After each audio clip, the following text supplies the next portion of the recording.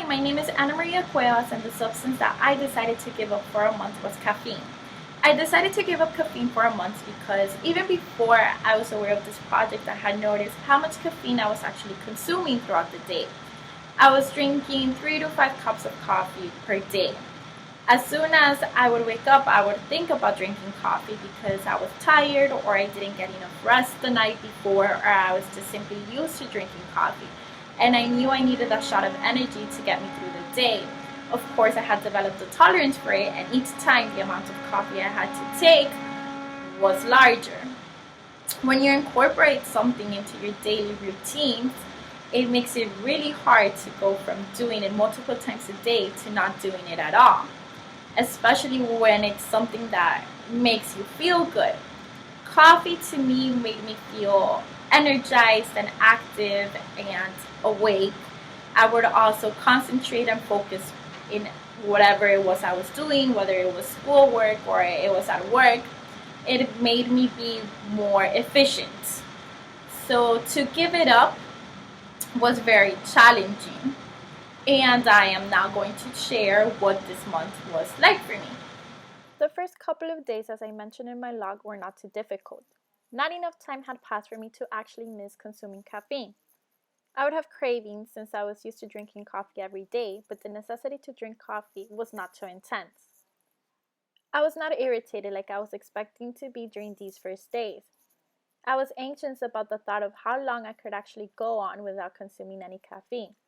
I was more preoccupied with worrying about giving in to the substance than actually craving it.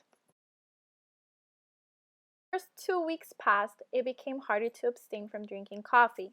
Now, enough time had passed to actually miss and crave the substance.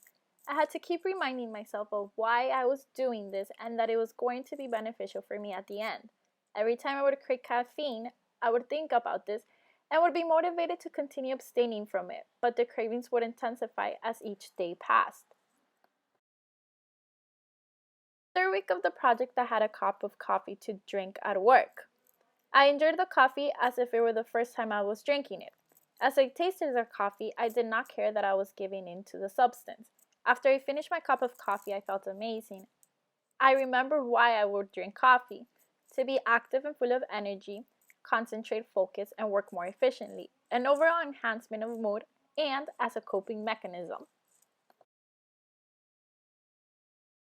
Influences that triggered the relapse: stress. Every time I was stressed, I would crave drinking coffee. Caffeine is known to enhance mood due to the increase of production of dopamine. Dopamine is a neurotransmitter involved in a reward system responsible for pleasure seeking. These neurotransmitters are known as feel-good neurotransmitters. Peers, my relapse actually occurred during work when a coworker offered me a cup of coffee and everyone was drinking coffee. I was socially influenced into drinking coffee, and I noticed how hard it was to restrain from something you enjoy when everyone around you is doing it. Fatigue, not getting a good night rest, definitely has a toll on your performance. I would actually drink coffee every morning to start off the day energized. Whenever I would feel exhausted, I felt the need to drink coffee to keep on with my day. When I drank the cup of coffee, I was tired, stressed due to work, schoolwork, midterms, and I was moving. After the relapse, I felt guilty, disappointed in myself, and noticed that my willpower was not as strong as I thought it to be.